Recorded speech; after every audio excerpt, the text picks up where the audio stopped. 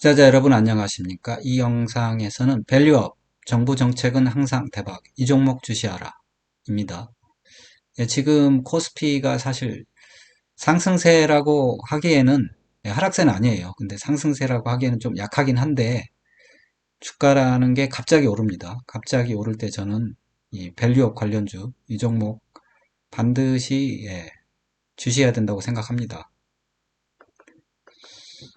정부 정책은 보통 항상 대박이에요. 김대중 정부 IT 벤처 육성으로 2000년 코스닥 화랑 기억하시죠? 그 다음에 노무현 정부 자본시장법으로 그때 주가지수가 500에서 2000까지 올랐는데 그때 증권주가 엄청나게 상승했습니다. 물론 다른 주식도 상승했는데 자본시장법의 핵심은 그때는 증권주였어요. 그 다음에 박근혜 정부 때 빚내서 집 사라 기억하시죠? 그때 문재인 정부 때 집값 광풍이 왔잖아요. 그리고 지금 윤석열 정부가 밸류업 정책을 내놨는데 저는 이 종목이 대폭 상승하리라고 보고 있습니다. 예, 정부에서 주가 부양이 나섰어요. 주가 부양에 연초부터 나섰는데 아무튼 이게 1월 20일, 1월 26일 뭐 이런 기사들인데 그때 이제 저 PBR주를 이제 분재 삼고 남았어요. 그러면서 그때 이 종목들이 딱 찍히면서 우르륵 상승했어요. 상승했는데 그 뒤로 어떻게 되는지 좀 보겠습니다. 그래서 밸류업 프로그램이 어떻게 됐냐? 그래서 2월 26일 날 밸류 프로그램이 나왔어요. 근데 뭐 이런 사실 자율공시, 표창 이런 거는 중요한 게 아니에요. 중요한 건 이거예요. 코리아 밸류업 지수를 9월까지 개발한다고 합니다. 이 지수에 들어가는 게 중요해요. 편입 종목. 그 다음에 연말까지 상장지수 펀드 ETF를 만든답니다. 이 ETF 만들고 그렇죠. 여기까지가 나왔는데 그 다음에 후속이 나와야 돼요. 그 다음에 후속은 일본을 경우를 보면 이렇게 될 수가 있습니다. 일본은 어떻게 했냐? 일본이 그러니까 불황이었잖아요. 주가도 안 올랐죠. 그래서 일본에서는 주가를 올리기 위해서 한 게 똑같아요.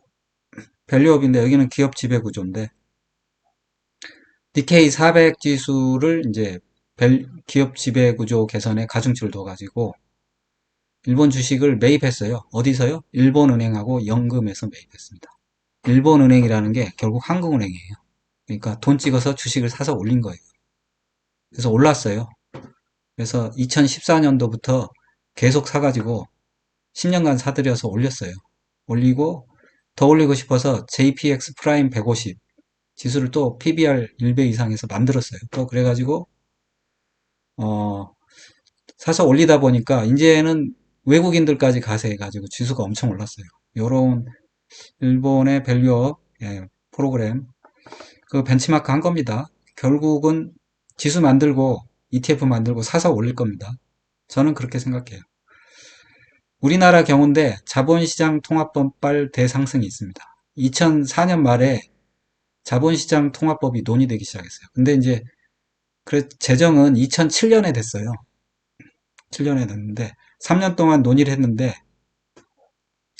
딱 이게 자본시장 통합법이 뜨자마자 증권주가 우르륵 올라갔어요. 우르륵. 그때는 미래에셋증권이랑 삼성증권인데 사실 미래에셋증권이 더 많이 오르긴 했어요. 그래서 이렇게 빡 올라가지고 이게 바로 끝나는 줄 알았죠. 바로 끝나는 줄 알았더니 어떻게 됐을까요? 바로 끝나지 않았습니다.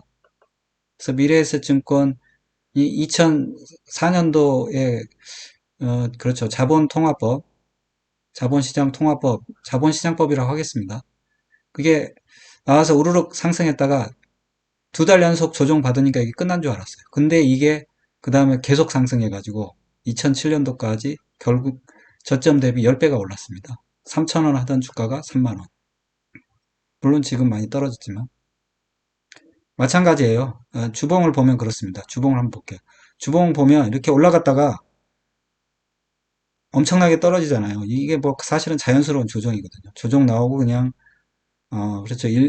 한 번 상승한 게 18,000원까지 저점이 사실 여기 뭐 2,500원 나오는데 3,000원에서 18,000원 6배 정도 오른 다음에 또 더 오른 거예요. 그러면 삼성증권 볼까요? 삼성증권도 그때 같이 올랐다가 그렇죠. 이게 이제 14,000원에서 11만 3천 원까지 7배 상승했어요. 7배. 삼성증권 좀 덜 올랐죠. 그래서 마찬가지입니다. 주봉도 우르륵 상승했다가 떨어졌다가 재차 6만 2천 원까지 상승한 다음에 또 쉬었다가 또 상승하는 그런 기염을 토했습니다. 그래서 이거예요. 저 PBR주 문제아 리스트 작성한다. 이게 이제 1월 말에 뭐 나왔던 것 같아요. 기사가 그렇죠. 나왔는데 그 전부터 아무튼 뭔가 기세가 올라가지고 우르륵 올랐어요. 이게 어떤 주식들이냐? 이 얘기가 나오자마자 상승한 주식들이 KB금융, 신한지주, 은행주입니다. 은행주. 그래서 제가 금융주 늘 얘기하는데 이렇게 우르륵 상승했는데 그동안 또 지지부진했잖아요. 또 지지부진하면서 뭔가 안 좋은 말도 많이 나왔어요. 그래서 그러면 현재 어떻게 됐나 한번 볼게요. 주봉입니다. KB금융 5월 14일자 보니까 그렇죠. 우르륵 상승했는데 이제 안 좋은 소리가 나오니까 조정 많이 받았잖아요. 다시 또 상승하고 있어요. 그렇죠. 이게 뭐 얼마까지 상승할 거냐? 저는 적어도 저점 대비 3배는 상승하지 않을까 싶습니다. 15만 원. 근데 앞으로 얼마 안 남았네요. 사실 2배 상승하면 15만 원입니다. 이렇게 보고. 그러니까 3배라는 게 아니고 3배 이상 상승할 거다. 이렇게 보고 있습니다. 그럼 신한지주는 어떻게 됐을까요? 신한지주 우룩 상승했다가 쉬었다가 지금 아직 고점 갱신 못했어요.